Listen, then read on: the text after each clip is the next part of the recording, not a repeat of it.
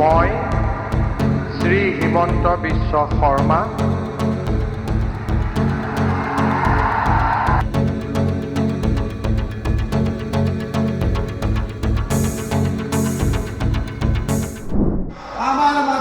आज दूसरी बार शपथ लेंगे हेमंता, क्या कहेंगी आप?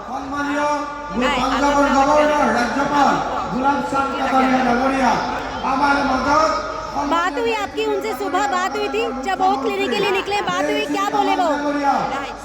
मुख्यमंत्री मध्य प्रदेश मुख्यमंत्री मोहन यादव डांगरिया दादी जी कह रही है कि उनको बहुत खुशी महसूस हो रही है और उनको हिंदी इतने अच्छे समझ नहीं आती है। आपको लगता था कि ये दिन दूसरी बार जो है इतने बड़े मत के साथ जीतेंगे वो?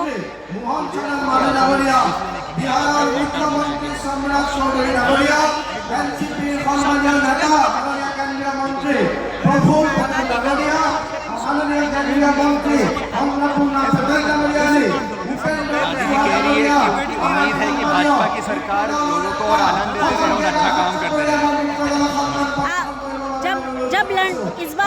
इस बार उम्मीद थी कि इस तरह से लोगों का प्यार मिलेगा।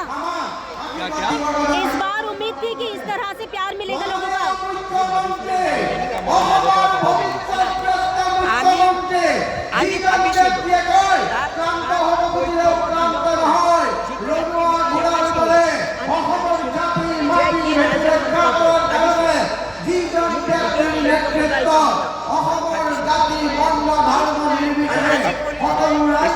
कह रही थी कि उनको अपने दिल से हमेशा से पता था कि वापस पूर्ण बहुमत की सरकार आएगी। और दादी जी कह रही है कि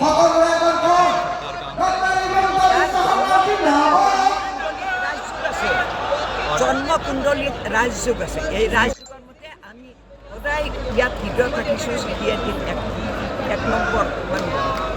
दादी जी कह रही है कि पापा के कुंडली में ही राजयोग था पहले से ही, तो दादी को हमेशा से उम्मीद थी और दादी को हमेशा से पता था कि पापा एक ना एक दिन মই শ্ৰী হিমন্ত বিশ্ব শৰ্মা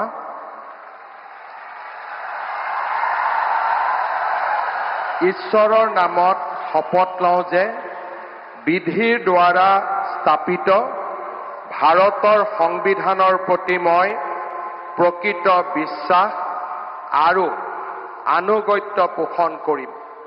মই ভাৰতৰ সাৰ্বভৌমত্ব আৰু অখণ্ডতা অক্ষুণ্ণ ৰাখিম। মই অসমৰ মুখ্যমন্ত্ৰী হিচাপে মোৰ কৰ্তব্য বিশ্বস্ততাৰে আৰু শুদ্ধ অন্তঃকৰণেৰে সম্পাদন কৰিম আৰু মই ভয় বা পক্ষপাত অনুৰাগ বা বিদ্বেষ নোহোৱাকৈ সংবিধান আৰু আইন অনুসাৰে সকলো শ্ৰেণীৰ লোকৰ প্ৰতি ন্যায় আচৰণ কৰিম।